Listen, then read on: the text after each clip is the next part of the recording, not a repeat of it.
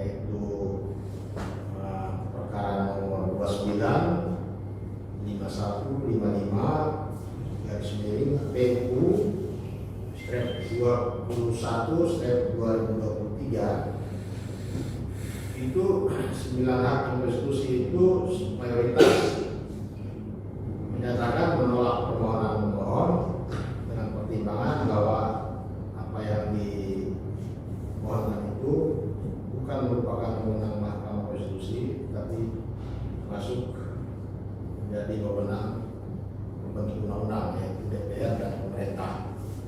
Clear, ya.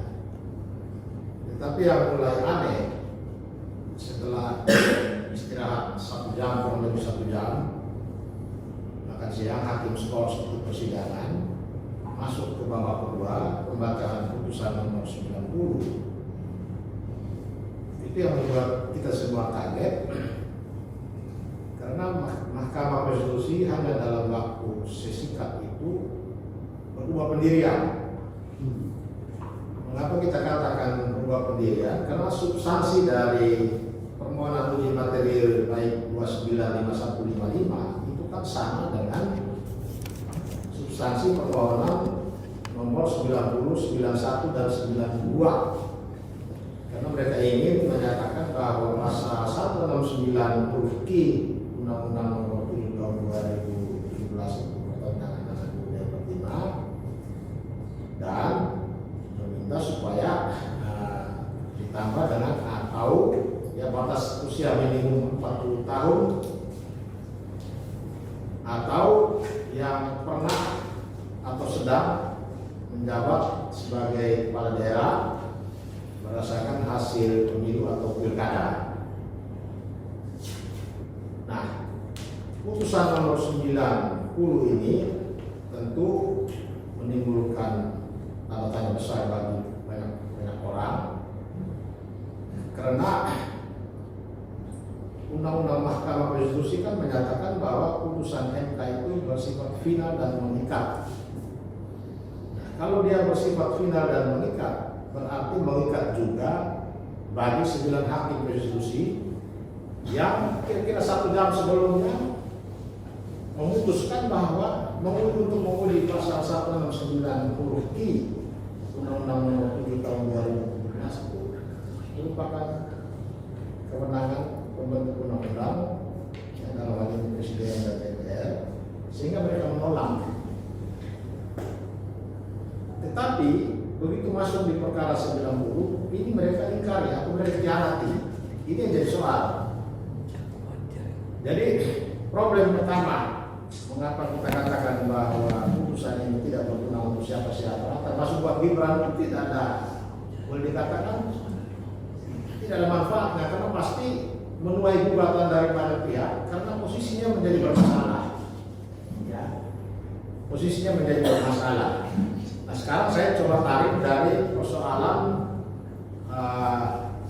ajas penyelenggaraan kekuasaan kehakiman.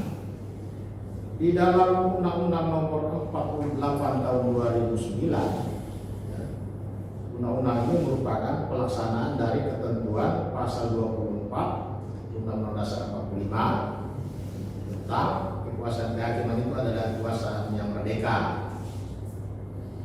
Jadi kalau Undang-Undang Nomor 48 Tahun 2009 tentang kekuasaan kehakiman, pasal-pasal di awal yang pasal 1 sampai pasal 17 atau 18 itu mengatur tentang ajas penyelenggaraan kekuasaan kehakiman. Di pasal 17 itu dia mengatur tentang hak ingkar. Hak ingkar itu hak yang diberikan oleh undang-undang kepada para pihak yang berperkara atau pihak yang diadili. Di dalam uji undang-undang tentang di dalam uji undang-undang terhadap Undang-Undang Dasar 45 atau yang disebut uji material di Mahkamah Konstitusi itu, para pihak itu adalah pemohon, ya, sedangkan pihak yang seharusnya disebut termohon oleh Undang-Undang Mahkamah Konstitusi disebut dengan pihak pemberi keterangan, sehingga dia tidak ada termohon. Ya, pihak pemberi keterangan di situ selalu kalau uji undang-undang itu adalah Presiden dan DPR.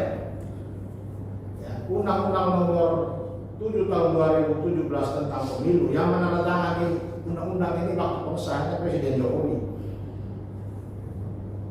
Sementara Ketua Mahkamah Konstitusinya iparnya sendiri.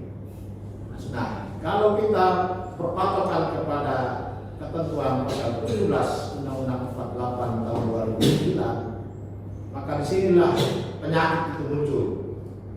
Mengapa penyakit itu muncul? Karena pasal 17 ayat 3, ayat 4, ayat 5 itu mempersoalkan tentang hakim yang berkepentingan dengan perkara itu.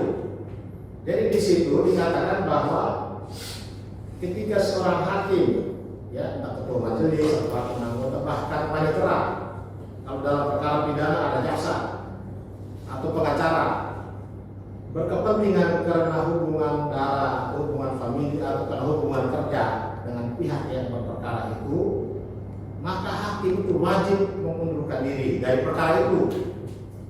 Atau kalau dia tidak mengundurkan diri, maka para pihak yang berperkara itu mengingatkan, "Woi Pak Hakim, woi Pak Usman, Anda kan sebagai ipar dari Presiden Jokowi, Anda mundur dari perkara ini, karena di dalam perkara ini ada pihak yang namanya Presiden Jokowi."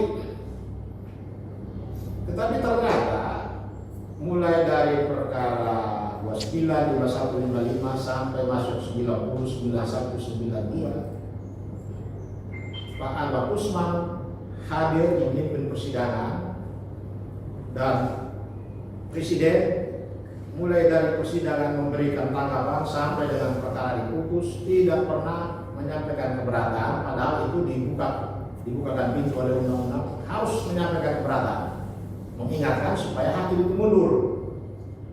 Karena hubungan darah yang dimaksud oleh undang-undang di sini itu adalah dalam hal ini Presiden Jokowi punya adik perempuan yang namanya Hidayati, bersuamikan Anwar Usman yang pernikahannya tanggal 26 Mei tahun 2022. Jadi sejak Mei 2022 sampai sekarang posisi Mahkamah Konstitusi itu tersandera oleh hubungan ini.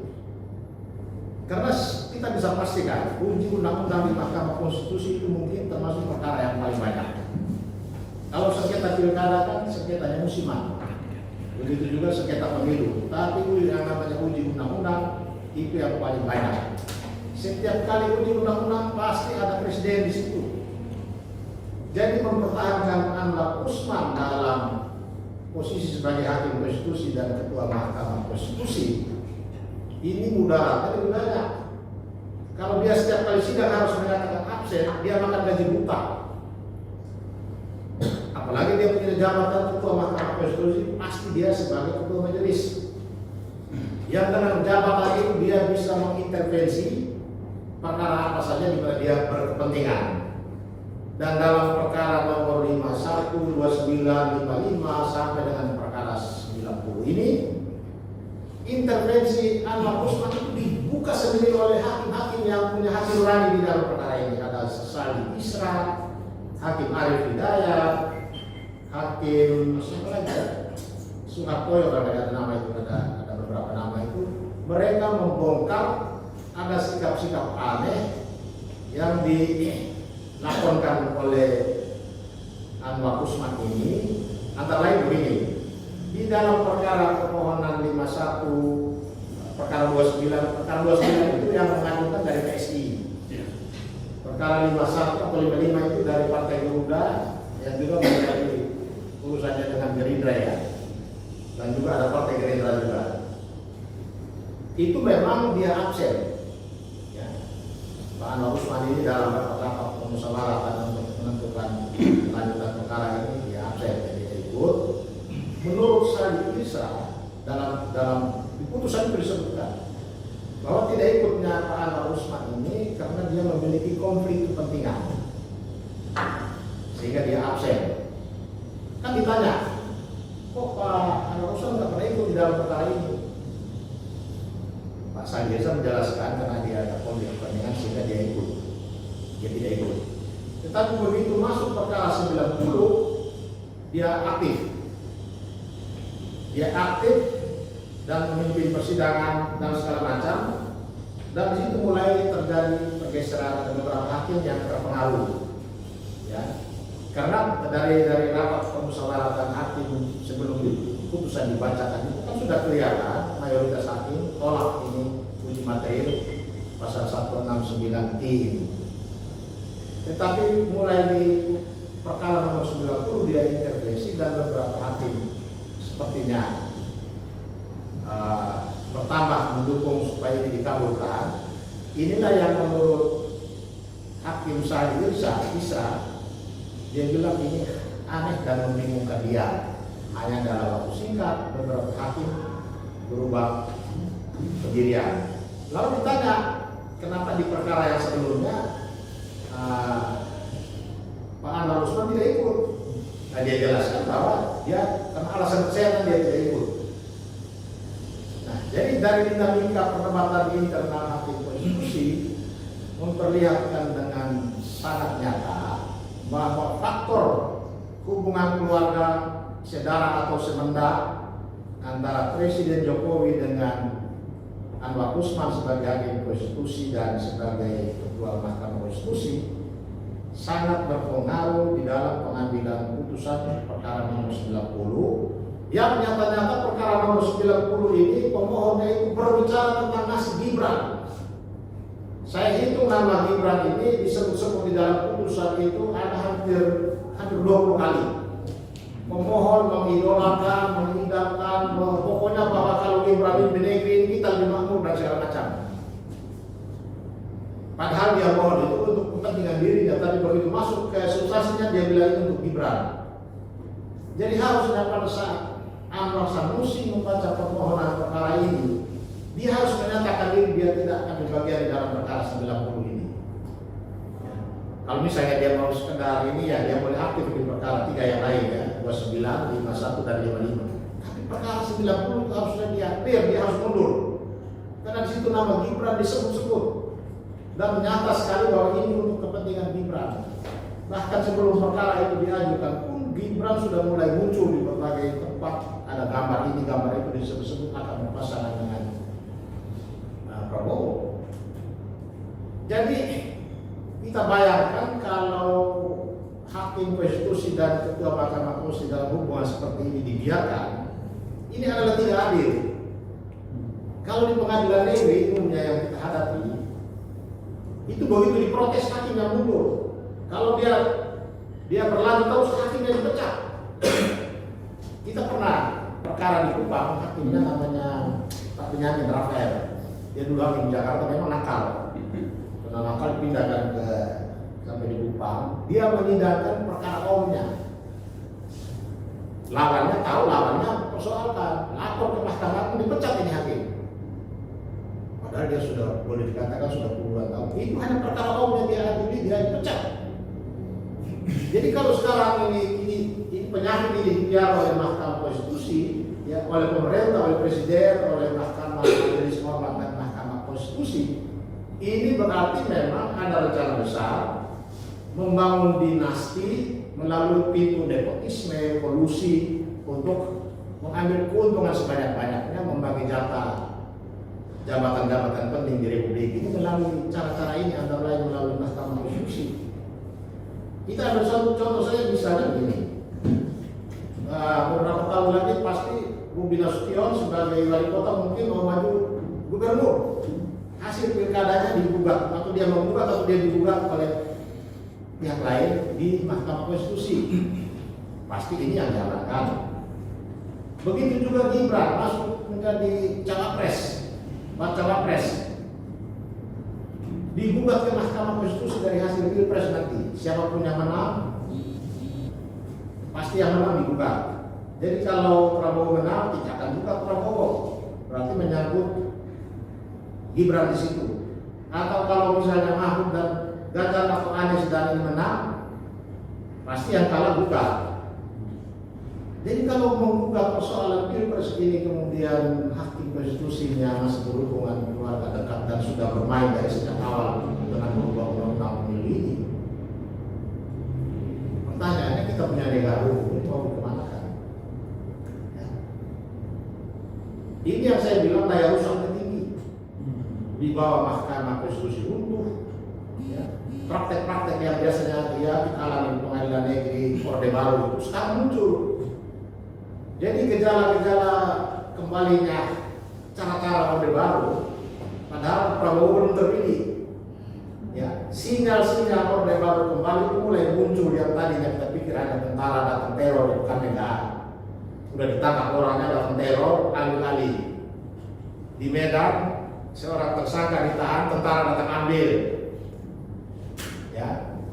Terus sekarang Mahkamah Konstitusi dikuasai oleh kroni-kroninya Jokowi.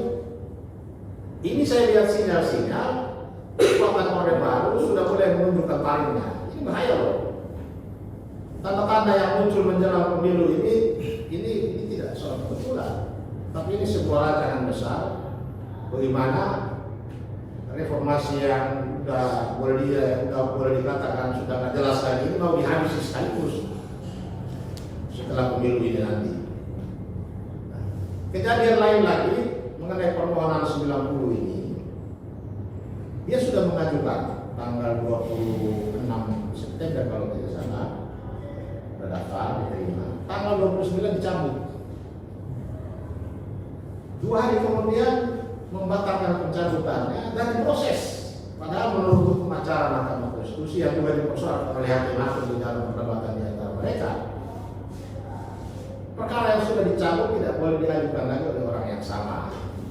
Ya, kalau mengajukan lagi ya orang lain silakan, tapi jangan terlalu itu lagi.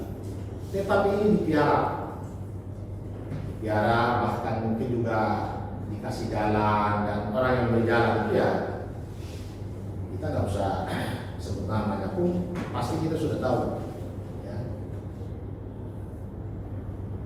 Sehingga sampai putusannya aneh seperti ini, ya, ada dua hakim yang saya nilai memang mereka itu termasuk hakim-hakim yang progresif. Walaupun Mahkamah Konstitusinya kelihatannya sekarang ini rusak parah, tetapi di sisi yang lain ada 2-3 hakim konstitusi yang keberanian luar biasa. Mereka berani membongkar perilaku Anwar Usman di dalam proses perkara 90 ini. Itu yang jarang terjadi.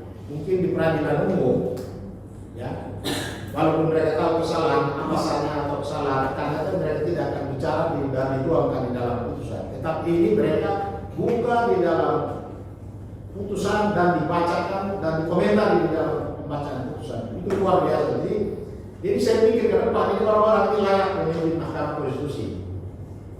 Kita harus mendorong masyarakat, ya, supaya dengan kekuatan yang ada Mahkamah Konstitusi sepanjang masih dipegang oleh Anwar Usman, lebih baik stop. Ya. Kita juga stop, jangan berperkara di MK selama MK masih dipegang oleh orang ini.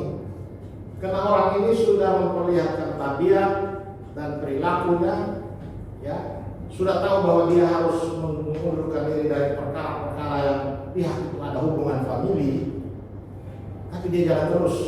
Dia tidak peduli suara pakar-pakar, pengamat, ahli tata negara, dan ngoceh. Dia nggak dengar, dia nggak mau dengar.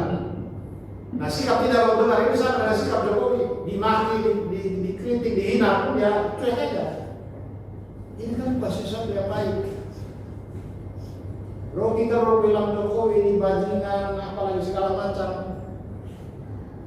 dia diam dan dia pikir itu bagus. Padahal kita lihat dari segi etika bernegara, kalau mulut orang lancang terhadap pemimpin, lancang terhadap orang tua, ini kan akan ditiru oleh anak-anak. Ini maki-maki itu enak juga, apalagi yang dimaki diam aja. Ini kan bukan, ya Jokowi mau tiap hari dimaki-maki orang ya silakan, tapi Jokowi harus jangan sampai kita dengan budaya kita yang tinggi ini perlahan-lahan tergerus hanya karena Jokowi membiarkan dirinya dimaki-maki orang tiap hari. Jadi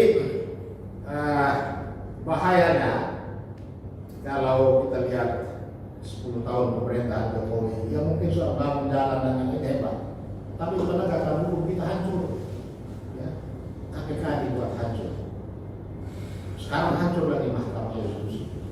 Polri dibuat babak belur.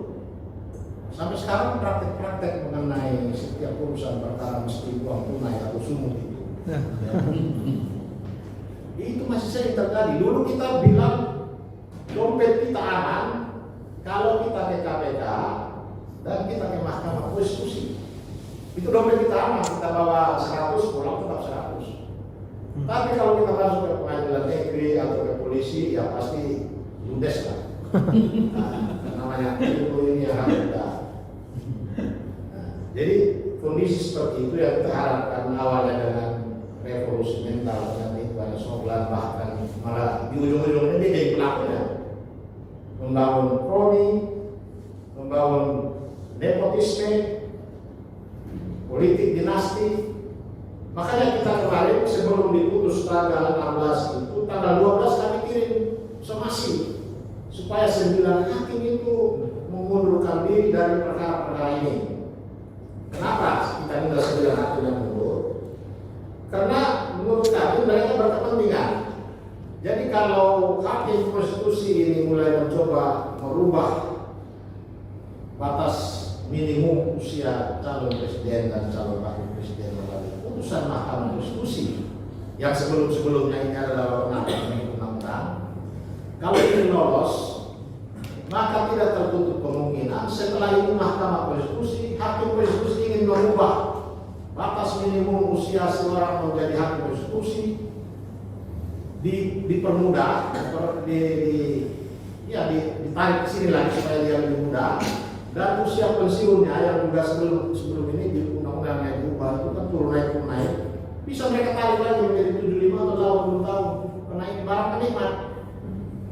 Itu yang kita bilang 9 hakim konstitusi itu berkepentingan karena ingin merubah batas usia minimum dan usia pensiun hakim konstitusi melalui uji undang-undang yang bisa mereka rekayasa.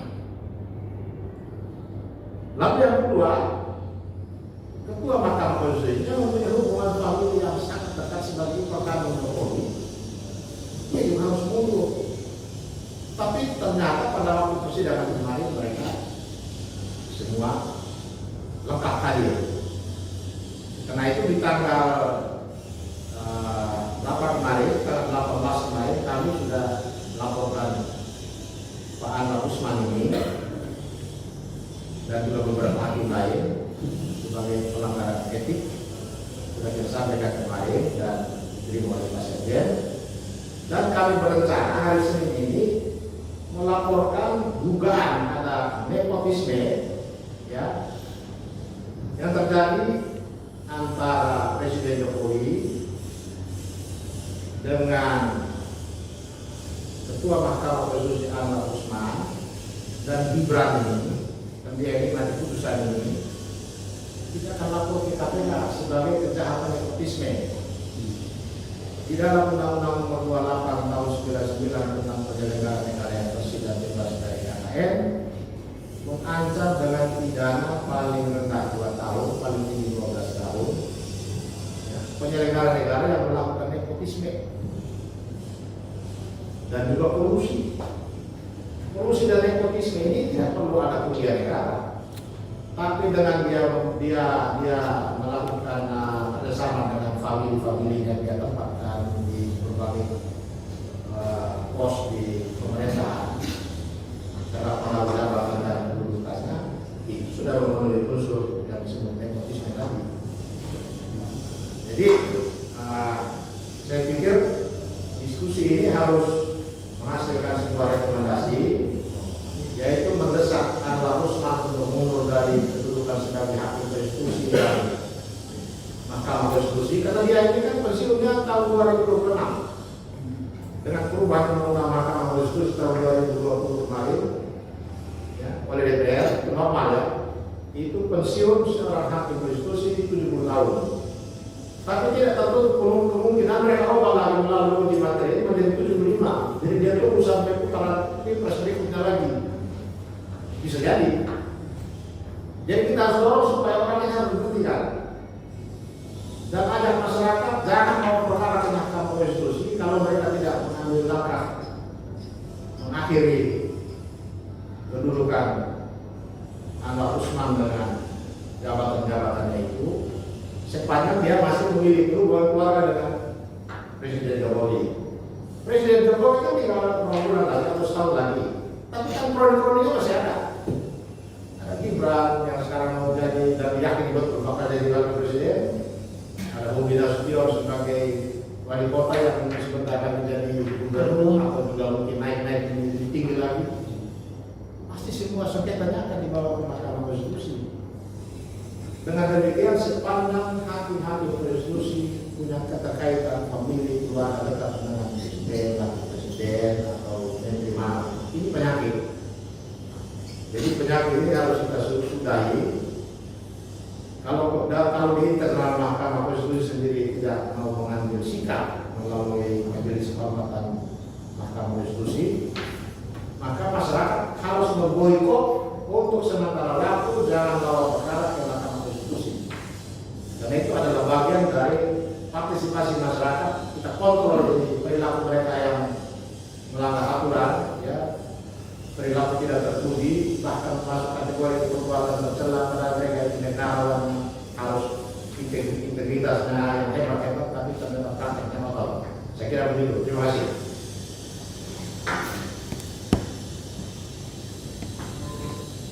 Baik, terima kasih Pak Petrus atas ulasannya tentang pasca putusan MK ya. Tadi sudah disampaikan beberapa kontroversi tentang putusan MK, ada inkonsistensi, ada faktor kekeluargaan, ada nepotisme dan lain-lain. Nah mungkin kita akan lanjut, kita dengarkan pemaparan dari Bapak Tama dan juga berkecimpung di dalam Indonesian Corruption Watch ya. Jadi mungkin ini ada kaitannya juga, mungkin nanti bisa dibahas. Silakan Pak Tama.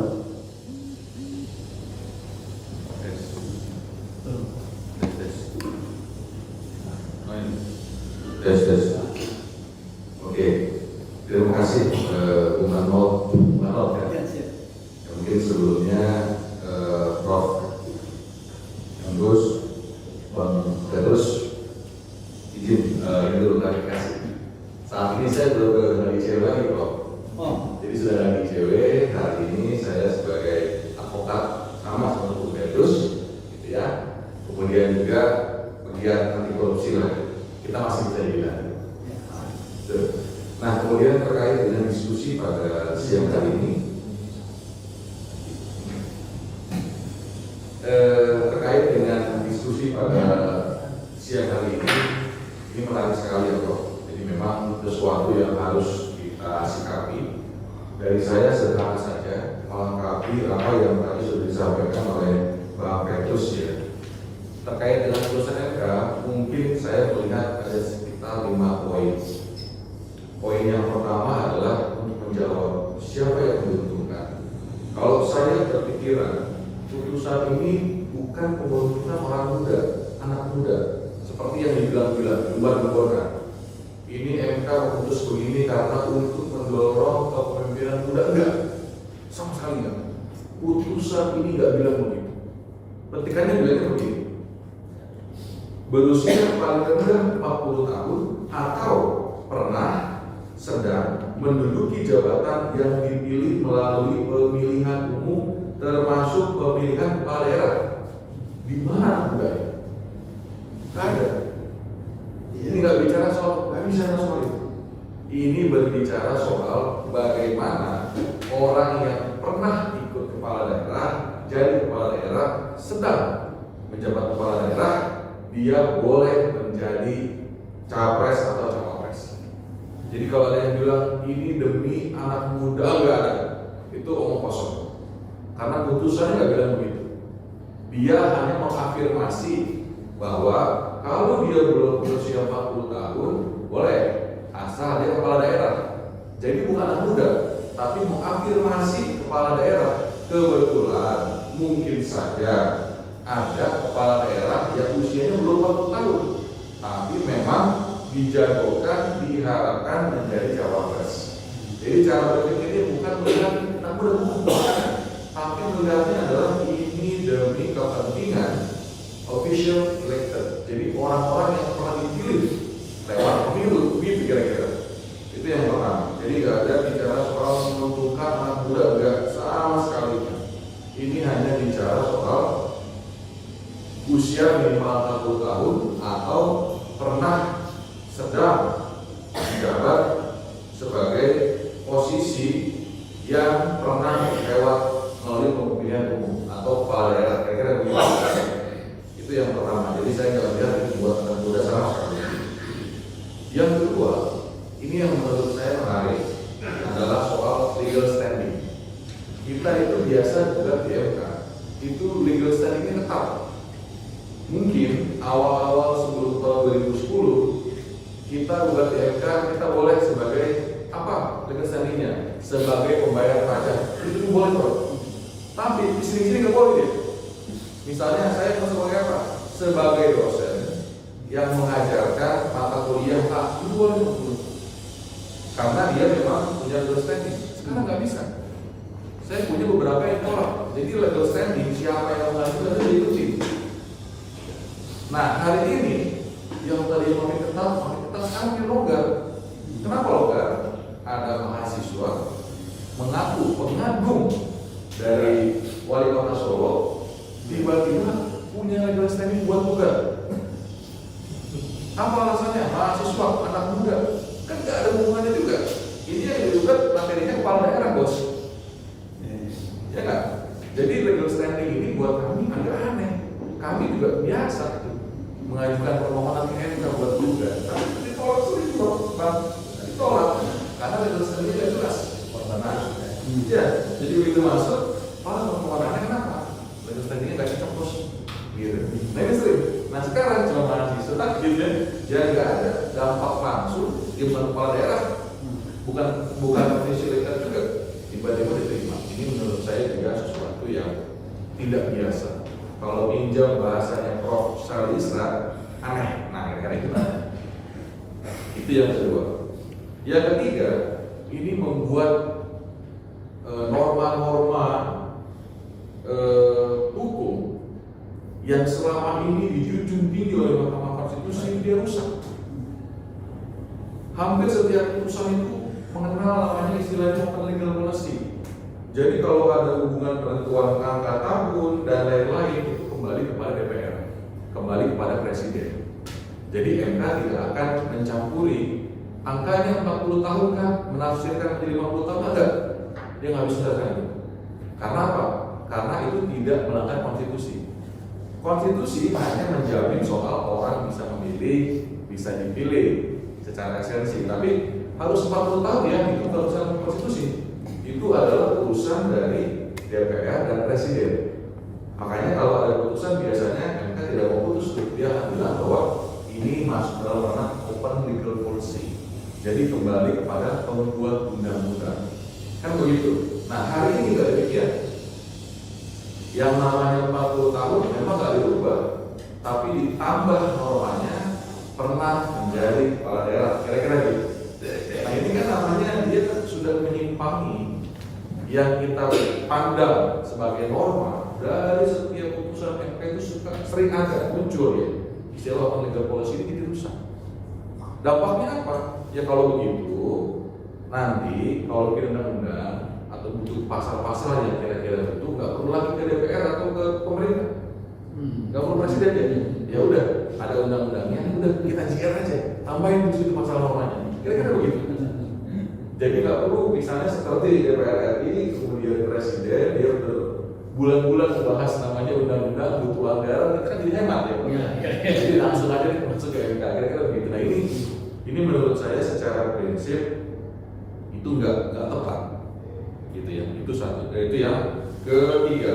Jadi soal open legal policy yang kemudian dia berubah maknanya, berubah kebiasaannya. Makanya Pak Sadi bilang aneh, kok bisa tiba-tiba dia berubah gitu. Pertanyaannya boleh nggak sih MK berubah? Boleh. Tapi kalau situasi hukumnya, situasi masyarakatnya berbeda jauh. Misal dulu ada COVID, sekarang ada COVID, maka kan ada penyesuaian. Boleh dia sebagai norma dia berubah, tapi kalau nggak diubah apa-apa dalam hitungan bulan atau dalam hitungan jam, kok dia tiba-tiba berubah, nah itu nggak boleh. Jadi secara prinsip itu nggak tepat. Itu yang ketiga. Yang keempat, ini juga ada yang namanya penambahan norma. Jadi kalau kita lihat sejarah kenapa ada MK? MK itu ada karena memang harus memastikan bahwa undang-undang itu tidak boleh bertabrakan sama undang-undang dasar. Kenapa dia bertabrakan? Ya biasanya undang-undang ini yang bikin presiden sama DPR, kan begitu.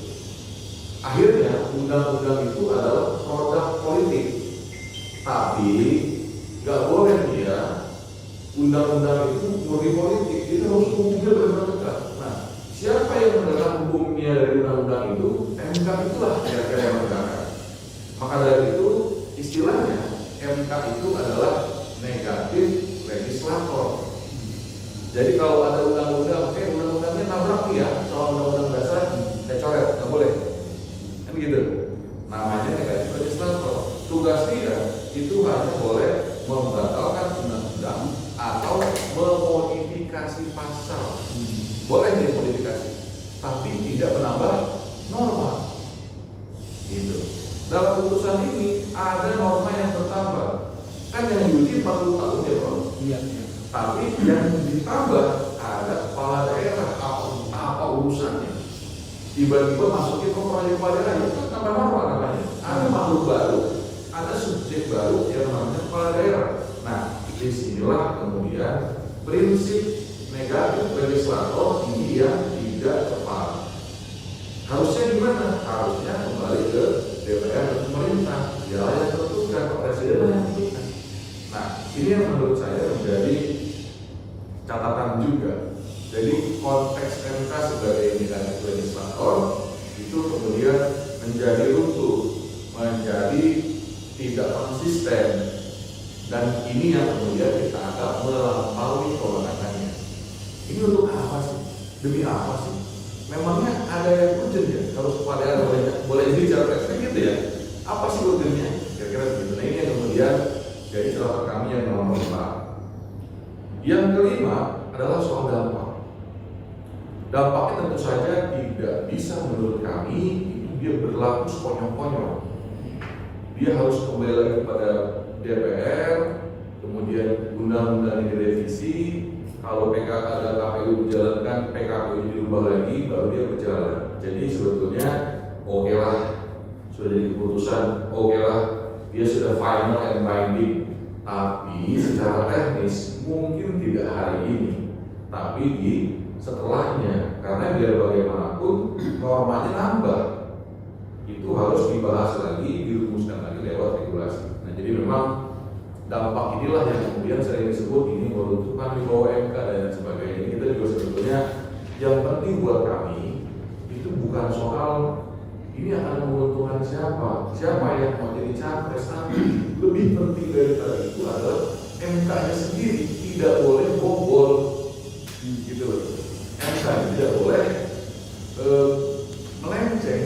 Ini yang kita harapkan, jangan sampai justru dia hilang kepercayaan publiknya kepada konstitusi gitu loh. Maka hilang kepercayaan.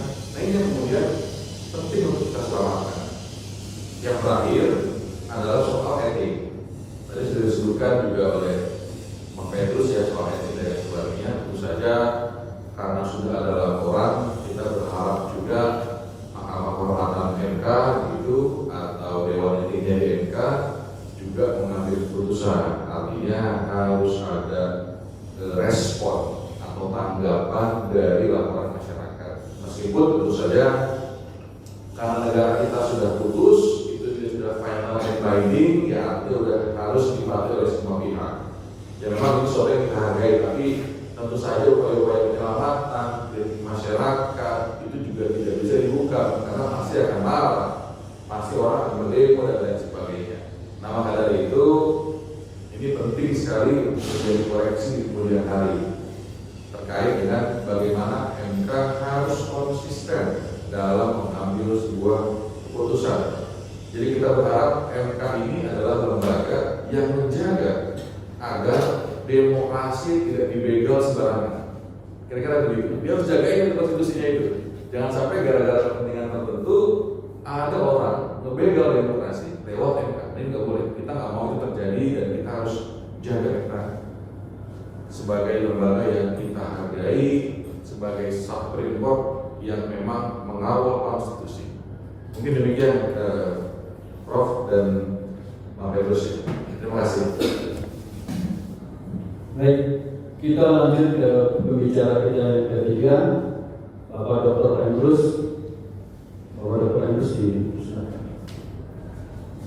Baik, tugas saya sudah begitu singkat sekali, sebetulnya semakin ringan gitu ya, karena dari sudut aspek proses hukumnya dan dari aspek hukumnya sudah diberikan pembicara pertama dan kedua, saya kira sangat bagus sekali sehingga teman-teman atau publik nanti bisa melihat daripada keputusan MK ini dari perspektif hukum yang saya melihat penuh ketidakadilan. Nah, saya mencoba untuk menjelaskan, saya sengaja dari pagi untuk membuatnya, sekalipun saya sebut dalam bentuk narasi. Saya kira teman-teman bisa sudah memperoleh fotokopiannya. Namun izinkan saya juga untuk menyampaikan, untuk memberikan tekanan-tekanan daripada narasi yang saya buat. Yang pasti seperti kata utama bahwa tetap kita menghargai bahwa keputusan itu adalah final, ya, dan final apa namanya? End binding, final and binding. Nah, tidak bisa kita ganggu gugat lagi dan harus jalan begitulah undang-undang. Tapi kadang-kadang saya berpikir, bukan karena saya berpikir ini kritikal, ini menjadi koreksi bagi teman-teman kita DPR nanti yang akan datang, atau kalau boleh sekarang dirubah aja itu undang-undang. Jadi tidak final and binding, karena tetap juga manusia mereka. Kan bisa disalahgunakan kekuasaannya atau katakanlah diskresi yang dimiliki ini. Buktinya yang dijelaskan oleh dua para narasumber tadi yang penuh pertanyaan kritikal kita. Jadi saya kira perlu diubah itu undang-undang, karena mereka juga manusia loh. Tidak tertutup kemungkinan dimanfaatkan oleh kekuatan-kekuatan politik yang ada di belakang mereka. Jadi perlu dievaluasi itu, sehingga apalah klausul yang dibuat untuk merubah undang-undang tersebut, sehingga tidak final and binding tersebut. Ini kan mutlak, seolah-olah tidak ada lagi ruang, seolah-olah mereka menjadi kebenaran mutlak karena diberikan oleh undang-undang. Nah, oleh karena itu perlu kita pikirkan. Saya menyarankan untuk direvisi itu undang-undang sehingga keputusan Mahkamah Agung itu bisa dikoreksi. Boleh jadi misalnya dibuat semacam komisioner kehakiman Mahkamah Konstitusi dan terus juga kehakiman Mahkamah Agung gitu ya. Karena kita lihat Mahkamah Konstitusi juga ada pernah ketua Mahkamah Konstitusi berurusan dengan KPK kan. Artinya juga bisa berpeluang tuh. Jadi jangan dianggap mereka itu sudah benar juga. Baru kemudian hakim di Mahkamah Agung juga bermasalah juga di KPK. Tapi tetap mereka manusia. Nah, ini perlu pemikiran kita supaya ini tidak berlanjut, karena ada peluang kemungkinan ketika kekuasaan itu tanpa batas, ini kekuasaan tanpa batas kan, mengikat and binding. Berarti tanpa batas lagi, apapun mereka putuskan, kita harus turun. Kan itu sama dengan sebenarnya undang-undang memberikan itu tujuannya adalah karena mengasumsikan Mahkamah Konstitusi itu atau hakim itu adalah orang-orang yang sudah selesai dengan dirinya. Begitu. Ternyata kita lihat bukti yang paling fakta adalah Ketua Mahkamah Konstitusi pernah berurusan dengan KPK, tidak selesai juga dengan dirinya. Ini perlu kita lakukan suatu evaluasi. Kemudian yang perlu saya tekankan lagi adalah bahwa katakanlah menambah frasa dengan menggunakan kata atau. Ini menarik. Dengan pemakaian kata atau kepada kepala daerah sehingga bisa mereka di bawah 40 tahun bisa menjadi calon presiden. Begitu. Ini perlakuan ketidakadilan dari sudut Pancasila. Sila kelima dari Pancasila mengatakan keadilan sosial bagi seluruh rakyat Indonesia. Masa hanya kepala daerah aja bisa di bawah umur 40 tahun? Bung Tama boleh dong. Iya kan? Apa sih calonnya Bung Tama lagi bukan ICW? Kalau enggak dia aktivis dulunya ICW, aktivis anti korupsi. Gitu kan? Jadi itu sebenarnya keputusan Mahkamah Konstitusi tidak berbasis kepada keadilan sosial. Karena tidak berbasis kepada keadilan sosial, salah satu sila Pancasila yang kita pertanyakan ke Pancasilaannya. Iya, sederhana. Padahal basis kita, perilaku kita, apapun kontrolnya ada Pancasila. Dasarnya, baru Undang-Undang Dasar 45, baru Undang-Undang. Kan begitu hierarki perundang-undangannya. Nah, sekarang diberikan hanya untuk kepada kepada kepala daerah ya yang berpengalaman. Ini juga menarik berpengalaman ini. Pengalaman pernah berpengalaman atau sedang berpengalaman 1 detik boleh loh. Itu tidak ada batasan dan tidak ada ukuran dari 1 detik jadi kepala daerah lalu digantikan sesuatu hal, ya kan? BLT atau apapun namanya, dia bisa calon presiden sekali gitu. Jadi ini saya pikir tidak tepat juga. Baru kemudian saya melihat bahwa pengajuan calon presiden dan wakil presiden dari kepala daerah di bawah usia 40 tahun dikabulkan oleh Mahkamah Konstitusi. Di tengah puluhan gubernur dan ratusan kepala daerah tingkat 2 dijerat kasus korupsi. Ini tidak benar, unfair, gitu loh. Menurut saya menabrak moral. Kenapa menabrak moral? Mereka kan ada yang berurusan dengan korupsi kan, ratusan saya cek, gubernur puluhan. Jadi tidak beda, artinya maksud saya gubernur atau kepala daerah itu tidak sama dengan kita juga. Enggak berarti mereka orang yang sudah katakanlah tanpa dosa, gitu ya. Saya kadang-kadang berpikir juga gitu kan, teman-teman di Mahkamah Konstitusi, hakim-hakimnya maupun hakim di pengadilan maupun hakim di MA, apa pantas kita berikan mereka adalah yang mulia? Saya kritikal itu. Saya kira seharusnya itu revisi aja, nggak usah yang mulia. Sekalipun di negara lain pakai yang mulia kan tidak harus kita latah mengikuti kan. Yang mulia itu kan hanya milik yang kuasa, gitu loh. Jadi kemudian adalah dengan kata yang mulia seolah-olah mereka tidak pernah lagi salah. Padahal ada. Artinya oknum di kehakiman ada juga yang salah seperti kita juga. Jadi perlu ditarik itu oleh juga kemudian bisa saja di undang-undang nanti direvisi itu adalah di dalam saran saya. Kemudian adalah pertanyaan kritikal kita, kok hanya kepada kepala daerah? Kalau misalnya alasannya sudah persoalan kepala daerah adalah pilihan langsung oleh rakyat, kalau itu alasannya dipilih langsung maka boleh menjadi calon presiden. Berarti boleh dong yang dipilih langsung DPRD, legislatif dan semua tingkatan, boleh dong DPD, biar fair. Kenapa hanya kepala daerah? Kan itu pertanyaan kritikal kita. Harusnya diberikan kepada yang dipilih. Yang dipilih apa? DPRD dari tingkat daerah sampai pusat. Artinya satu DPRD di kampung halaman saya di Aceh Tenggara sana, dan saya dari Aceh Tenggara, bisa jadi presiden. Begitu. Bahkan menurut saya tidak harus yang pejabat. Tukang beca juga bisa presiden. Sorry. Kenapa saya katakan tukang beca jadi presiden? Karena mereka sudah sarjana loh bang, narik beca. Supir online ada sarjana loh. Jangan dianggap kita review dari mereka. Dan supir online itu kalau kita ngomong banyak yang kita tahu, ya kan? Kita ngobrol dia tahu semua persoalan karena dia ikuti media. Nah, jadi artinya bahwa harus diberikan kesempatan itu kalau berbasis kepada keadilan itu. Kok hanya kepala daerah? Nah, jadi keputusan MK berpotensi menyakiti dan melukai hati rakyat. Berpotensi. Karena kok hanya kepala daerah? Kami yang jadi dosen yang berpengalaman, kami menurut saya terus terang lebih hebat kami dari kepala daerah. Undang-undang menjaminkan mencerdaskan kehidupan bangsa. Masa orang yang mencerdaskan kehidupan bangsa sungguh di atas 40 tahun? Ya kan anggar juga, ya kan? Undang-undang dasar 45 kan dosen itu mencerdaskan kehidupan bangsa kan begitu kan? Kok nggak dibuat di situ catatan dan dosen? Bila perlu dicantumkan lagi Emrus gitu, ya kan? Daripada sebut nama Gibran disebut Emrus saja. Nah ini unfair. Karena menurut saya dosen, Bapak Ibu sekalian sudah ada 30 tahun, usia 30 tahun, dia doktor. Cek di ITB sana. Tulisan jurnal internasional ini banyak beredar di seluruh dunia. Apakah kepala daerah itu lebih hebat daripada yang 30 tahun sudah doktor ini? Boleh dia itu janganlah. Artinya keputusan MK ini menurut saya sebut sebagai melukai hati rakyat ya, menyakiti dan melukai hati rakyat. Karena keputusan tersebut jauh dari rasa keadilan masyarakat dalam bidang politik. Jadi seolah-olah kepala daerah sudah super, sudah luar biasa banget gitu ya. Kalau mereka kalau di bawah 40 tahun boleh. Padahal kita yang di bawah 40 tahun, jurnalis hebat nggak? Jurnalis bisa nggak jadi presiden? Siapa bilang jurnalis tidak hebat? Dia tahu semua persoalan, bahkan informasi masuk ke kuping saya dari jurnalis. Dia beri dua analisa, tadi kita diskusi tadi kan. Saya kira aku memberikan analisa yang lebih tajam daripada kadang-kadang dari pembicara. Kenapa? Karena dapat data dari berbagai sumber. Kenapa tidak juga? Ini keadilan juga, tidak adilan juga bagi jurnalis. Jadi sama-sama kita harus protes. Dosen dan jurnalis bergaul dengan protesnya. Iya kan? Kok kita nggak bisa di bawah 40 tahun begitu loh.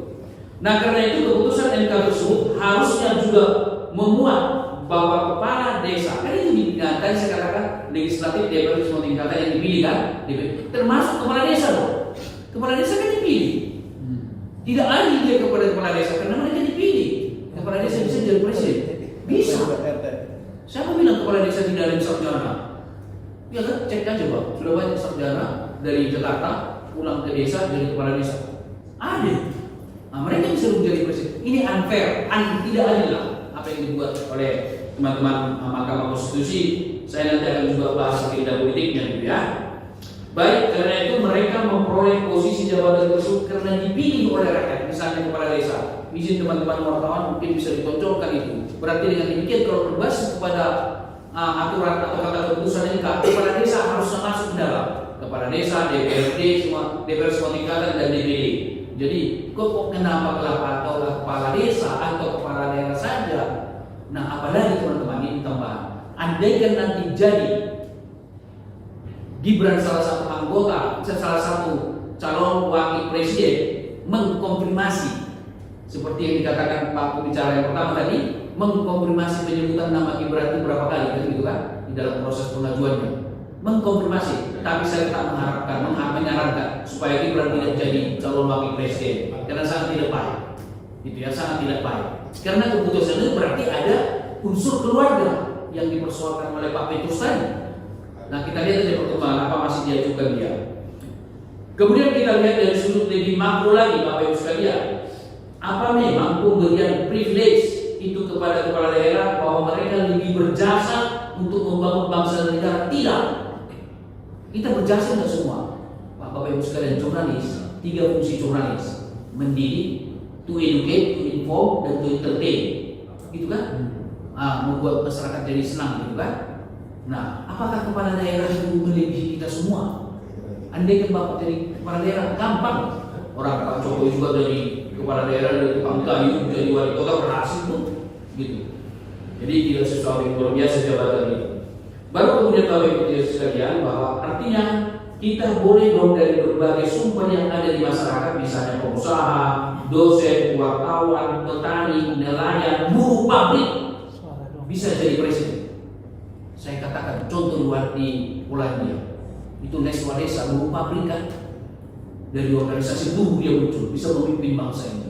Ya, yang kita memandang sebelah mata teman-teman kita apapun status sosialnya, karena keadaan dia memiliki status sosial seperti itu, misalnya katakanlah buruh pabrik, tapi otaknya belum tentu lebih bagus kita yang selalu berbicara di ruang publik. Baik, kemudian adalah menjadi katakanlah calon presiden. Ada dosen di negeri ini, kita bisa jelaskan ya, dosen muda di bawah 35 tahun sudah doktor berbagai tulisan sangat luar biasa, go internasional. Tidak boleh terjadi karena saudara atau famili, ikatan darah atau teman, sehingga berwenang memutuskan dan membolehkan calon presiden wakil presiden. Pemberian privilege ini menurut hemat saya terhadap keputusan teman-teman hakim di Mahkamah Konstitusi. Mohon izinnya, hakim di Mahkamah Konstitusi saya sebut kata teman. Saya tidak mau memberikan label mereka yang mulia, karena mulia milik Tuhan. Teman-teman saya melihat teman-teman yang disebut tadi yang media di situ ada sahabat saya.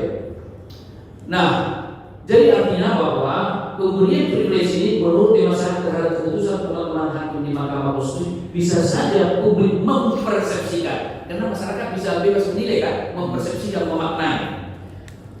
Mempersepsikan, memahami, memaknai bahwa itu merupakan suatu keputusan yang boleh jadi syarat muatan politis untuk kepentingan politik pragmatis. Kita lihat saja nanti.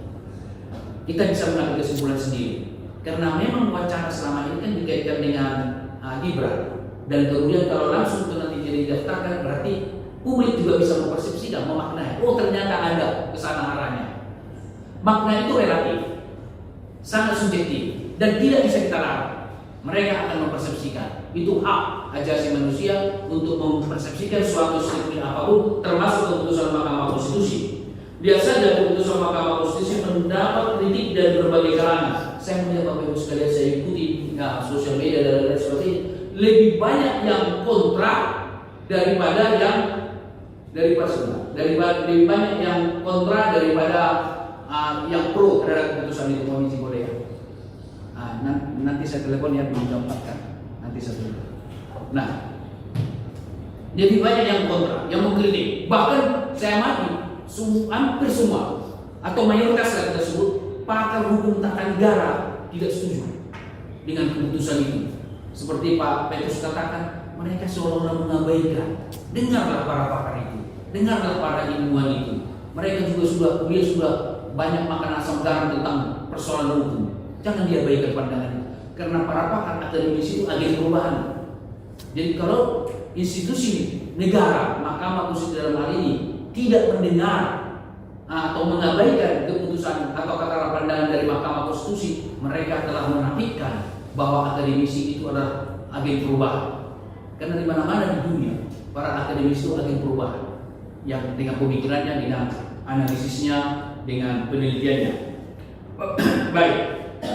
Kemudian apa yang dikatakan oleh para pakar hukum tata negara bahwa itu open legal policy masuk akal, sebab sejatinya undang-undang dirubah dengan undang-undang seperti kata utama. Jadi menarik ya. Jadi kalau kita mengubah dan kita mengubah atau menambah, sudah ke Mahkamah Konstitusi aja, kan tidak baik. Artinya di situ apa? Mahkamah Konstitusi menjadi mendowngrade dirinya. Itu mendowngrade, disadari atau tidak disadari oleh mereka itu.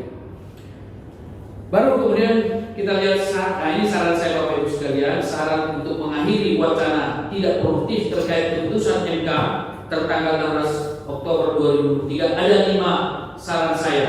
Ada 5 saran saya Bapak Ibu sekalian. Pertama, saya mengusulkan kepada Bapak Presiden Joko Widodo mengeluarkan perpu saja. Kan kemarin ada dia keluarkan perpu karena persoalan undang-undang apa itu membuat omnibus law kan? Karena masih dipersoalkan lalu dikeluarkan.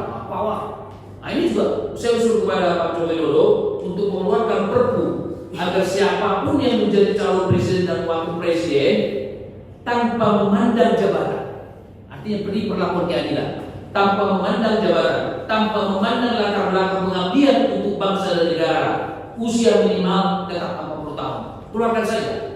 Saya kira Bapak Presiden berwenang itu untuk mengeluarkan perpu, karena yang dibuat Mahkamah Konstitusi kan menjadi undang-undang, harus ditaati. Undang-undang bisa diganti dengan perpu. Begitu, keluarkan saja perpu supaya dihapus ya atau itu. Dan sedikit saya tambahkan tentang atau hukum, saya ingat ya, karena pakai atau minimal 40 tahun atau kepala daerah yang sudah berpengalaman sekalipun di bawah 40 tahun. Karena 40 tahun pakai atau, di mana-mana pakai atau, berarti tidak perlu perubahan peraturan KPU. Karena pakai atau bisa milih mereka salah satu kan? Atau ini sedang saya pakai tubuh yang menyangkut kepada daerah ini yang saya pakai untuk semua orang, termasuk kepala daerah. Jadi saya menyarankan bahwa KPU tidak perlu mengeluarkan peraturan karena ada diksi atau, kecuali ada diksi atau dan atau, berarti dua-duanya, gitu kan? Ini pakai atau, boleh memilih nama juga atau. Jadi mudah-mudahan kemarin saya bicara ini dengan mantan ketua KPU yaitu Arif Budiman, karena dia salah satu narasumber saya. Nah, jadi oleh karena itu saya pikir saya menyarankan kepada KPU tidak harus, maksud saya tidak mutlak manut kepada keputusan KPU dengan pakai atau, karena ada peluang diberikan oleh Mahkamah Konstitusi yang pakai atau yang kedepannya dengan kepala daerah bisa diikuti. Semua berlaku 40 tahun, kan begitu. Saya kira itu keputusan yang bijak. Jadi jangan sampai juga KPU memakai kalimat yang atau sebelah sini, ya kan? Karena atau kalau dipakai dua-duanya, misalnya kepala daerah minimal 40 tahun, atau dipakai dua-duanya untuk kepala daerah boleh di bawah itu, berarti atau itu harus dihapus dan menjadi dan. Nah ini harus ditegakkan. Baru kemudian yang kedua, saran saya kedua untuk mengakhiri, selain mengusulkan apa katakanlah berbetul, saya mengusulkan ke teman-teman di DPR dan pemerintah segera merubah undang-undang yang mengatur usia minimum. Artinya yang menjadi undang-undang yang diputuskan oleh MK bisa dirubah. Amandemen saja undang-undang, sidang aja mereka seminggu. Ajukan yang itu saja dihapus. Kan perubahan undang-undang namanya. Perubahan itu kan maksimal berapa persen Pak Petrus? Kalau perubahan undang-undang ada 40% atau berapa persen, kan ini cuma satu kata atau satu kalimat dirubah boleh kan? Sedikit sekali boleh. Karena kalau merubah tidak boleh 100%. Menurut catatan saya, ini yang dihapus cuma ini saja, tapi dalam bentuk apa? Undang-undang, perubahan undang-undang. Saya kira itu bisa dilakukan. Cuma pertanyaan kritikal kita, siapakah DPR kita yang ideal yang mau merubah itu? Tergantung kepada koalisi yang ada sekarang. Peta koalisi kita lihat menguntungkan siapa, kan begitu. Saya melihat kemungkinan besar koalisi Prabowo dengan adanya Golkar kecil kemungkinan untuk mau. Baru Anies akan mengatakan, kecil kemungkinan karena kelompok Anies akan mengatakan ya itu adalah kewenangan MK, kita taat terhadap isu. Saya kira mereka akan jawab normal. Padahal di balik itu adalah pesan komunikasi kepentingan politiknya. Karena teori komunikasi politik mengatakan bahwa pesan komunikasi politik yang dilontarkan ke ruang publik didrive oleh kepentingan politiknya. Sehingga paling partai yang bersetuju dengan itu paling PDI Perjuangan dan yang ada di koalisi itu kemungkinan tidak berjalan gitu ya, karena jumlah suara gitu ya. Baru yang berikutnya, ketiga saran saya adalah belajar dari keputusan MK tertanggal 16 Oktober 2023 dan pernah terjadi dugaan korupsi yang dilakukan oleh hakim Mahkamah Konstitusi, Mahkamah Konstitusi dan Mahkamah Agung perlu dibentuk. Saya sudah beritahu tadi komisi pengawasan lah yang diberi kewenangan yang sangat luar biasa mengontrol teman-teman hakim yang ada di Mahkamah Konstitusi dan maupun di Mahkamah Agung. Mereka juga tetap manusia yang sama seperti kita. Kemungkinan kita bersalah, silap dan berdosa, kan begitu. Mereka kan bukan berarti tidak berdosa juga. Keempat, saran saya perlu direvisi penyebutan hakim sebagai yang mulia, sebab hanya Tuhan yang pantas kita sebut yang mulia. Jangan-jangan pemakai kata mulia itu merasa mereka sombongkan itu. Saya yang mulia ini gitu loh. Perlu direvisi. Janganlah dikasih kepada manusia yang mulia. Walaupun di luar negeri sering disebut sebagai excellency, kan tidak, kita harus latah mengikuti yang di luar negeri. Karena kita negara yang tak akan agama kan. Agama itu mengajarkan tidak ada yang mulianya Tuhan, tidak ada abang dan saya tidak akan pernah mulia kan. Ya kan? Jadi harus direvisi. Yang kelima yang terakhir saran saya, para hakim masih tertarik dengan yang mulia. Seharusnya para hakim perlu proaktif mengusulkan agar dirinya tidak disebut yang mulia. Mohon maaf, teman-teman, tolong saya jangan dipanggil yang mulia ya, karena tetap manusia. Mau nggak mereka melapor? Tapi kalau kita lihat di pengadilan, diriman juga yang mulia itu. Itu padahal banyak yang terseret kasus korupsi kan, jadi tidak pantas. Saya kira itu saran saya. Ini kemudian ini sudah bisa diterima tadi ya. Kalau mau butuh soft copy, kasih aja nomor teleponnya kepada Ibu Claudina, bisa dikirim nanti dalam bentuk soft copy. Terima kasih. Silakan Pak. Baik, terima kasih atas pemaparannya dari Dr. Emrus, dan terima kasih juga kepada ketiga pembicara kita. Sebelumnya kita akan masuk ke dalam sesi dialog atau sesi tanya jawab. Kita berikan kesempatan mungkin dua orang penanya terlebih dahulu dari rekan-rekan wartawan semuanya, dipersilakan untuk menyampaikan pertanyaan.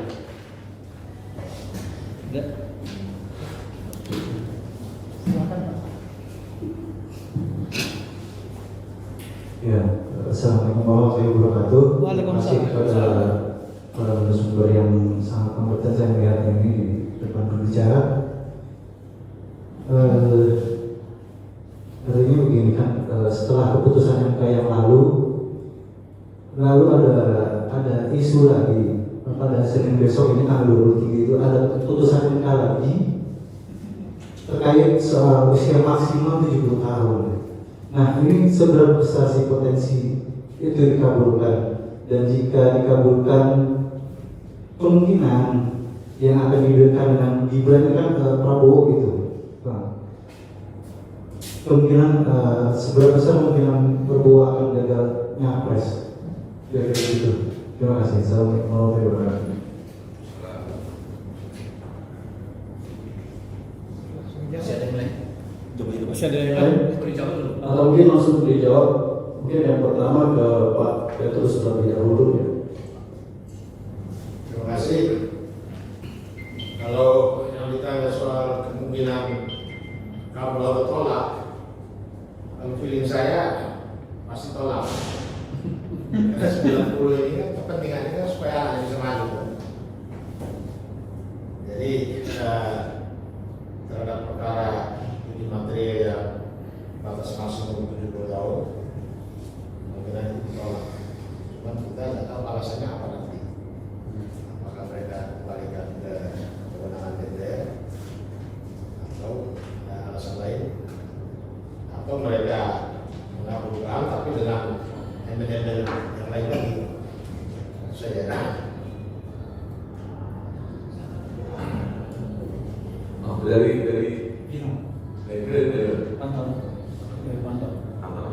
Ya kalau dari saya menilai ya dari sama dengan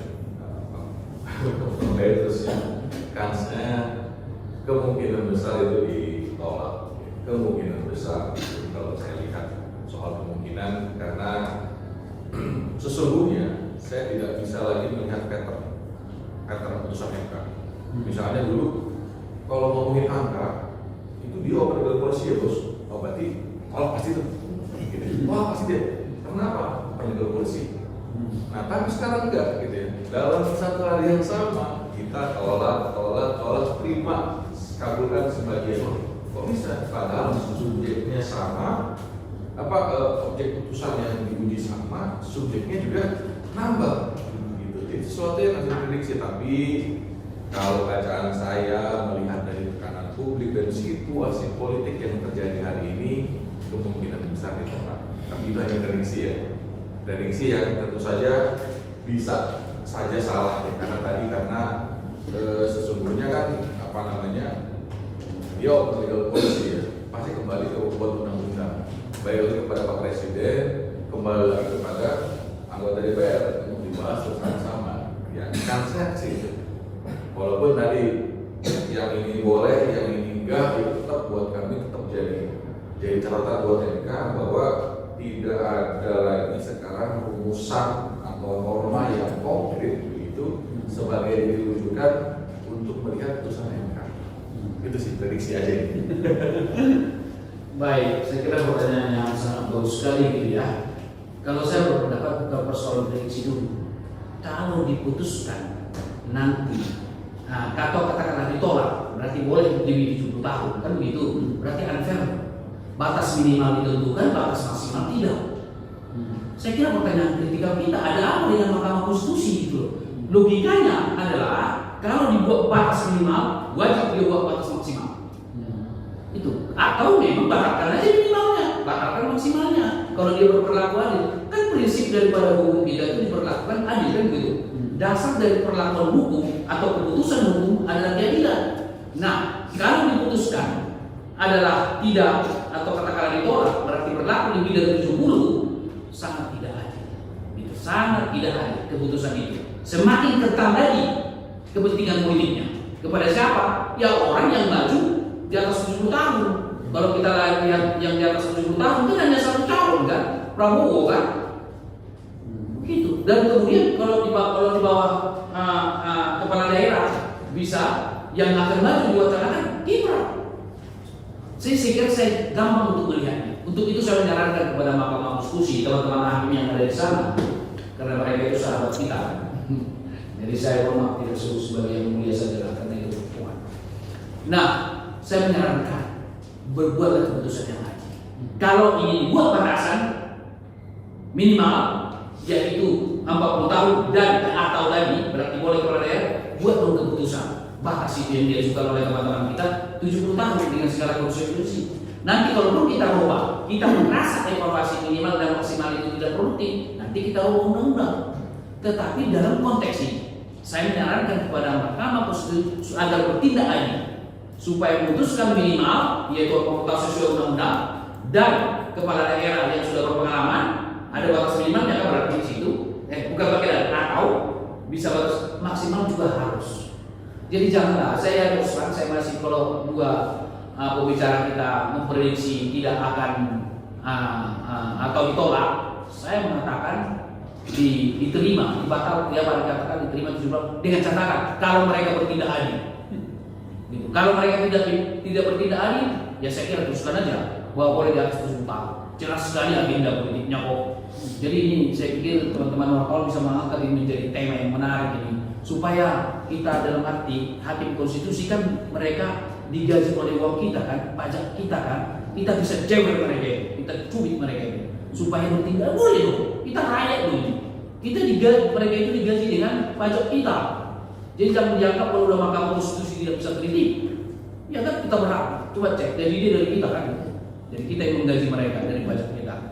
Nah oleh karena itulah saya berpendapat kalau memang mereka adalah adil, harusnya keputusan itu harus menerima 70 tahun itu. Kalau mereka tidak adil karena ada keputusan minimal, ya saya kira dugaan dua pembicara kita menjadi suatu yang tak tertolak kita. Demikian. Dan tambahan sedikit. Tambahan Bang. Jadi sebenarnya ini menarik sih, diskusinya menarik ya. Kalau soal batasan, sekarang MK pilih konsisten untuk tidak konsisten atau konsisten dengan yang kemarin diputuskan. Kan kira-kira begini.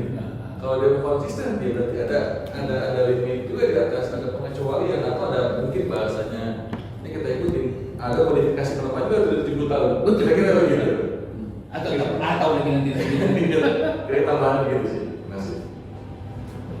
Artinya ada maksimal, ada minimal, harus ada maksimalnya yang diatur begitu ya. Maksudnya gini, secara norma kalau dia konsisten, kan kemarin dia udah yang namanya tadi open legal policy udah nggak ada, gitu ya. Ya udah dia mau konsisten mana? Konsisten yang berubah atau kembali lagi ke konsisten yang belakang? Kira-kira begitu. Atau bisa ditambahkan sedikit. Nanti diputuskan begitu, karena kita berdasarkan putusan minimal, bisa saja putusannya begini, gitu kan? Bahwa maksimal 70 tahun atau yang sedang menduduki ketua umum partai. Iya, yang atau yang sedang menduduki ketua umum partai boleh. Kan itu bisa terjadi kan? Karena memang semakin kental kita lihat motif politiknya kan. Nah mudah-mudahan ada tambahan itu lagi supaya adil. Pakai atau di sini silakan teman-teman wartawan kutip pakai ataunya. Undang-undang yang sudah diputuskan kemarin di sini juga begitu. Boleh atau katakanlah maksimal 70 tahun atau sudah menduduki itu atau sudah sedang ketua umum partai. Wah menarik. Jadi bangsa ini bangsa milik mereka kan gitu kan. Rakyat ini atau masyarakat akademisi cerdas-cerdas kok. Kalau mau dia mohon maaf, kita hormat dengan Bapak Presiden, kita hormat dengan Menteri, kita hormat dengan Mahkamah Konstitusi, kita hormat dengan Mahkamah Hakim-hakim Mahkamah Agung. Apakah mereka lebih pintar dari kita? Apakah mereka lebih berintegritas dari kita? Apakah mereka lebih kapabilitas dari rakyat? Enggak. Kebetulan aja rakyat memberikan kepercayaan itu atau pemerintah punya jabatan itu saja. Jadi jangan dianggap mereka itu bahwa kita lebih rendah dari mereka dari segi intelektual gitu ya. Makasih. Oke. Pertanyaan selanjutnya. Silakan. Selamat siang Pak. Ya. Saya dari sini dari media Pro News untuk Pak Emrus ya. Berarti permasalahan keputusan MK itu bukan masalah Gibran Pak ya. Yang menurut Bapak mungkin bahasanya aja ya. Ya mungkin itu Bapak. Kalau untuk atau ya ini bahasanya aja. Kalau untuk Abang Tama dan Abang Emrus, kalau melihat dari ada hubungannya kekeluargaan ketua MK dengan putusan tersebut, berarti masih ada celah cacat hukum ya Pak ya putusan itu ya, yang memungkinkan berarti kalau besok mereka mendaftarkan diri masih bisa digugat ya. Mungkin itu aja.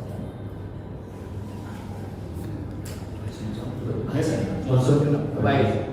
Saya melihat atau itu berimplementasi kepada penegakan hukum. Pakai atau menunjukkan bahwa hukum itu tidak penuh ketidakpastian.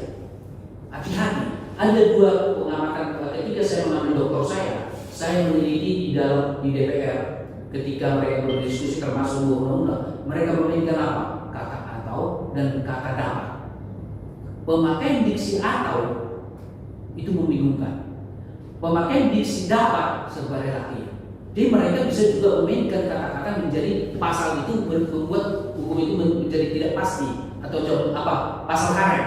Sengaja mereka ciptakan. Yang kedua, saya kira ada fakta kan. Dulu pernah pasal tentang rokok kan, persoalannya tiba-tiba atau sudah tidak ada tiba-tiba muncul lagi. Ya kan berarti ada di belakang yang punya kepentingan supaya pasal tertentu supaya kata dapat supaya kata atau. Ini perlu Mahkamah Konstitusi kalau kita melakukan penelitian, anda yang diberikan saya penelitian kepada Mahkamah Konstitusi, hakim-hakim bisa difasilitasi Pak Petrus, saya bisa melakukan penelitian. Untuk membongkar ini, saya wawancarai hakim-hakim yang ada di situ, yang ada di memberikan dissenting opinion sama yang memutuskan, berikan kesempatan saya mau bongkar itu untuk meneliti, mewawancarai dia interview. Saya bisa bongkar ini.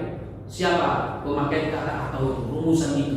Bagaimana waktu dan ketika bisa berubah dari dijelaskan hanya persoalan waktu sedikit waktunya. Padahal perubahan itu bisa terjadi karena ada situasi yang sangat luar biasa di republik ini, gitu ya, secara politik yang bisa mengguncang, gitu ya. Tapi ini dengan situasi yang luar biasa, gitu. Jadi izinkan saya melalui saya dan harus bisa memiliki interview mereka. Bisa saya membongkar itu dengan pendekatan fenomenologi, membongkar itu agenda apa di balik mereka. Oke, terima kasih.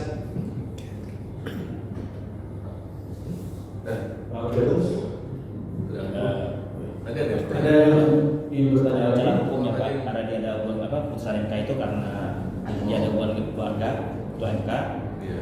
maka putusan itu ada celah hukum bahwa itu cacat hukum gitu Pak. Biasa. Nah, begini ya, masalahnya MK ini sekarang dia menjadi Supreme Court dan putusan itu final and binding.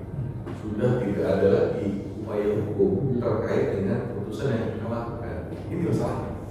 Jadi soal kemudian bisa digugat atau enggak tergantung apa dulu yang menentukan. Kalau dia undang-undangnya tentu nggak bisa, karena memang sudah final ya. Jadi mau tidak mau kita harus telan. Seberapa pun kita kecewa dengan putusan MK, ya sudah begitu putusannya. Nah ini satu.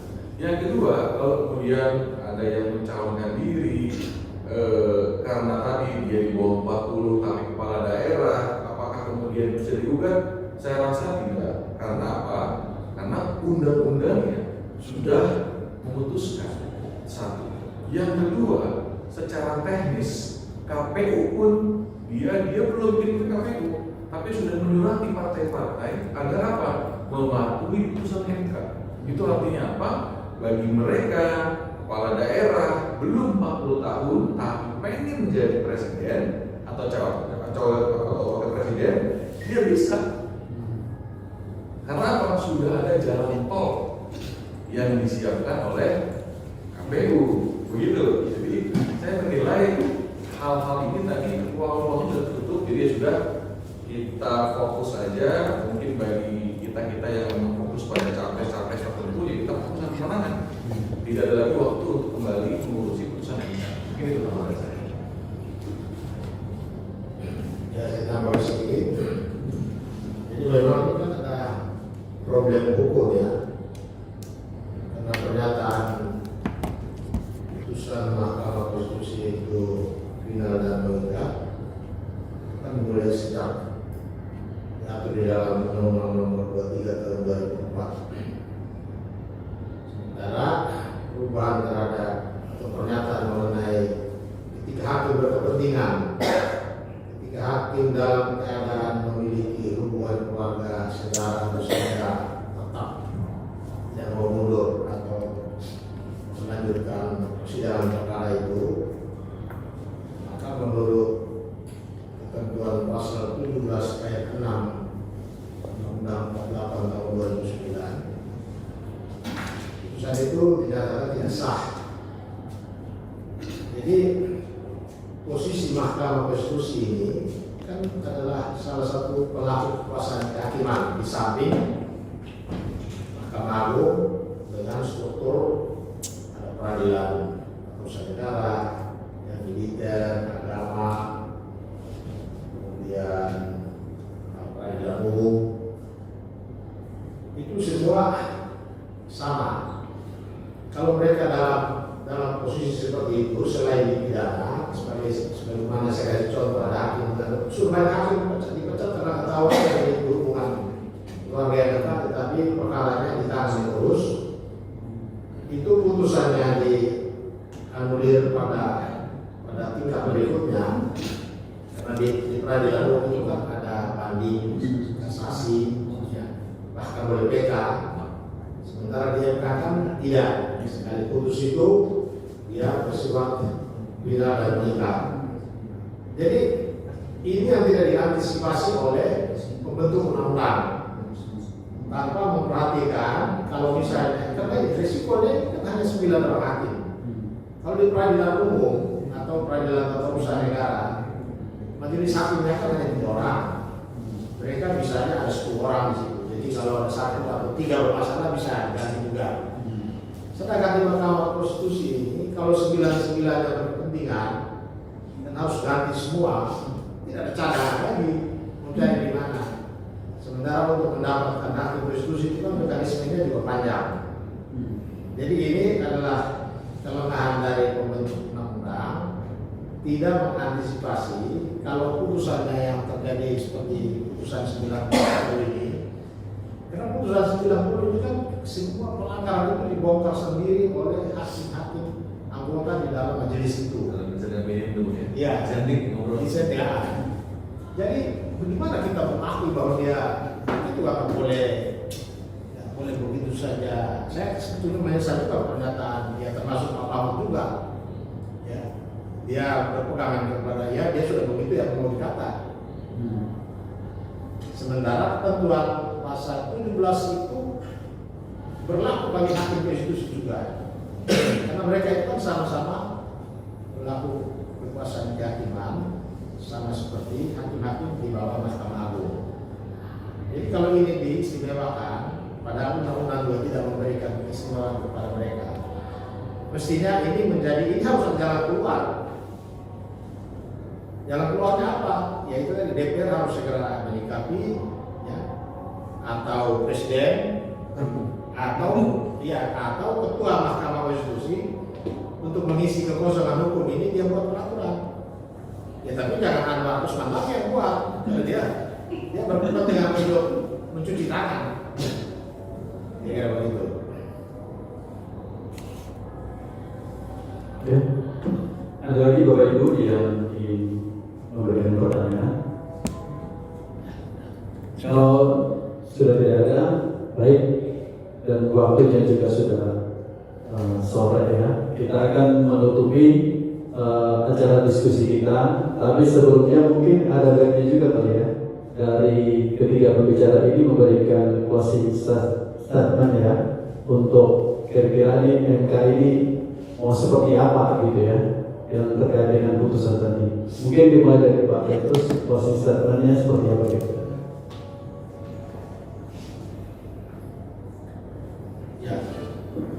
Ya supaya majelis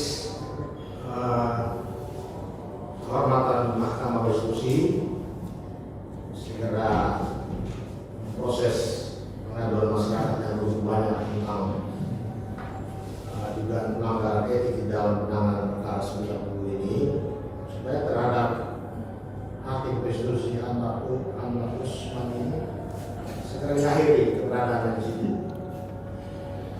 Yang kedua, selama hakim konstitusi Anwar Usman ini masih ada di situ, ya kita sebagai warga masyarakat ini kita tunda semua.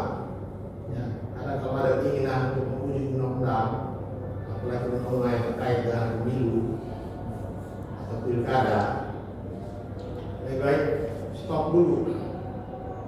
Karena sepertinya keberadaan Anwar Usman setelah dia menjadi ipar Presiden Jokowi, ya walaupun sebagai ipar itu baru terjadi di tahun 2022, tapi dengan perubahan undang-undang Mahkamah Konstitusi nomor 7 tahun 2020 yang memperpanjang usia pensiun hakim konstitusi, sehingga Anwar Usman ya harus dapat pensiun kemarin atau beberapa waktu yang lalu menjadi di tahun 2026. Ini sepertinya ada sebuah rancangan besar bagaimana dinasti yang mau dibangun oleh Jokowi ini bisa langgeng terus. Kita curiga karena beberapa rentetan peristiwa ya anak dia jadi wali kota, menantunya jadi wali kota, dia berimparan dengan presiden. Ini semua ini kan kalau kita hukum-hukum kan tidak bisa, rasanya berdiri sendiri itu tidak mungkin. Ini sebuah rancangan besar. Apalagi dari desak publik juga dia tenang-tenang ada, kan dia merasa dapat backingan yang kuat. Ya sekarang harapan kita kepada majelis kehormatan Mahkamah Konstitusi, dan juga mudah-mudahan proses pidana yang nantinya mau dilaporkan dalam waktu dekat ini berjalan. Karena kita lihat banyak hakim juga yang sudah dikejar karena ketahuan punya konflik kepentingan, tapi jalan terus. Saya kira begitu. Baik, terima kasih. Oke, kalau dari saya tetap poinnya adalah harus ada evaluasi BPK minimal, karena pimpinan MK ini kalau kita bilang itu kita istilahkan di dalam itu orang yang sudah beres dengan pendidikannya, jelas pengalamannya dan pengabdiannya gitu. Jadi sebetulnya harus mengembalikan marwah itu. Maka dari itu kemudian putusan ke depan MK harus kembali konsisten. Ya gitu ya. Jadi kita berharap MK harus menjaga nama baiknya, itu menjadi penting. Yang berikutnya adalah soal pelaksanaan ke depan. Tentu saja kita masih dalam posisi ini sudah jadi keputusan, proses pemilu itu sudah jalan, pendaftaran presiden sudah dilakukan. Jadi memang lagi-lagi sudah tidak banyak yang bisa diperbuat. Gitu. Selain kita ya sudah kita hargai keputusannya, tapi tentu ini kan menjadi catatan sejarah, gitu ya. Bagi MK di kemudian hari, jadi ini akan diingat terus oleh publik. Mungkin itu dari saya. Terima kasih. Baik, sebagai konsisten dari saya adalah bahwa perlu dievaluasi hak yang diberikan kepada Mahkamah Konstitusi tentang final and binding. Saya pikir itu perlu ditarik, karena menurut saya bahwa hakim Mahkamah Konstitusi itu kan juga manusia berpeluang bisa terjadi hal-hal yang tidak baik. Bukankah boleh jadi perkara-perkara pilkada ada kemungkinan kepentingan-kepentingan tertentu? Buktinya adalah salah satu ketua Mahkamah Konstitusi kita sudah pernah mempunyai, tetap coba dicek dulu nanti ya. Jadi karena menurut saya final and binding ini sama dengan keputusan raja ketika masa di Inggris kerajaan dulu 1800 sekian. Apa yang diputuskan oleh raja tidak boleh, bahkan proses pengadilan berlangsung diputuskan berhenti atau bersalah boleh. Nah, oleh karena itu perlu kita evaluasi ini supaya final and binding ini perlu kita evaluasi supaya tidak merupakan keputusan seolah-olah raja yang otoriter. Itu yang pertama.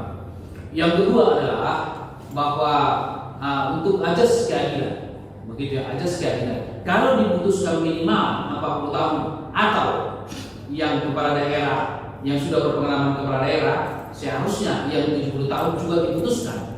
Ada batas minimal, maksimal. Harusnya harus batas maksimal. Putuskan saja, tidak boleh 70 tahun.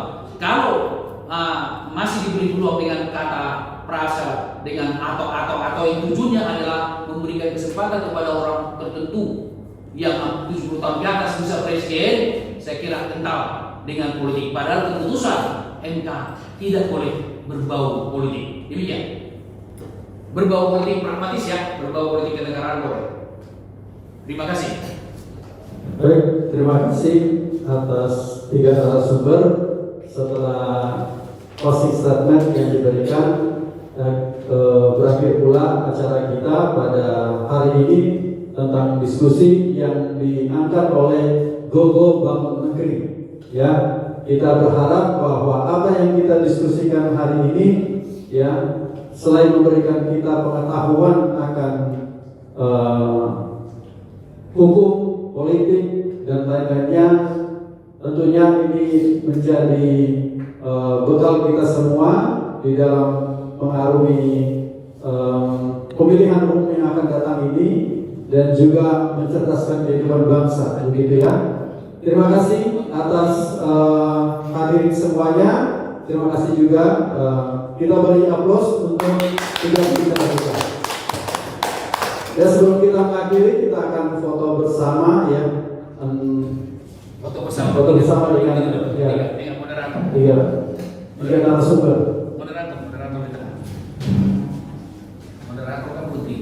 Orangnya moderator. Makanya moderator itu nggak boleh mempunyai ide karena moderator. Oh gini, kan belum ada nomor ya, masih bisa begini ya. Oke, oke deh, terima kasih. Oke, terima kasih. Profesi Bang Tama ya.